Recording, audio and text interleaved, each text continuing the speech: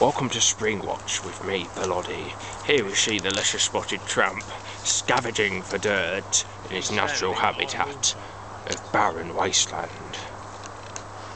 Here, if we can zoom in enough, we can see him inspecting it and then seeing what he wants to take back to his nest. The dishevelled appearance of the tramp puts off any wannabe predators. This is Dave Irwin reporting.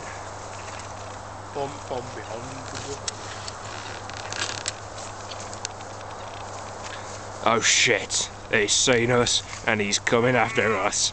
A deadly prey. A single glare could turn a man to stone.